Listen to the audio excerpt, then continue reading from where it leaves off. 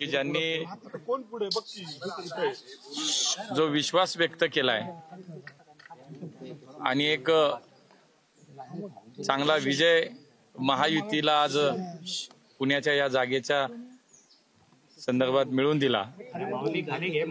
माझे सगळे पक्षाचे नेते माननीय देवेंद्रजी, माननीय बावनकुळे साहेब, माननीय मुख्यमंत्री एकनाथजी शिंदे साहेब, माननीय अजितदादा, माननीय राजसाहेब ठाकरे, माननीय आठवले साहेब आणि सर्व महायुतीतील माझे सर्व सहकारी, घटक पक्षातील माझे सर्व नेते, सर्व कार्यकर्ते यांचं मनापासून मी आभार व्यक्त करतो की सगळ्यांनी खूप मनापासून काम केलं।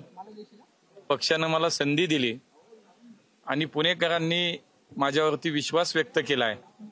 पुढच्या काळामध्ये तो विश्वास सार्थ ठरवण्यासाठी निश्चितपणे सगळे मिळून काम करणार आणि मला विश्वास आहे की जे आम्ही अगोदर बोललो होतो की देशातील सर्वोत्तम शहर करण्याचा पुण्याचा जो आमच्या पुण्याचा आमचा प्रयत्न आहे तो आम्ही नक्की प्रयत्न यशस्वी करू। आणि मला आज पुन्हा पुणेकर जनतेला मनापासून धन्यवाद द्यायचे आहेत, त्यांचे आभार व्यक्त करायचे आहेत। आम्ही म्हणालो तशी निवडणूक चांगल्या पद्धतीने लढलो।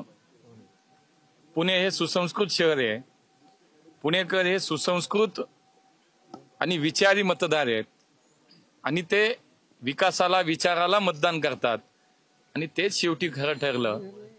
आणि म्हणून आम्हाला लोकशाही मराठी ऐका, पहा, जागरूक रहा।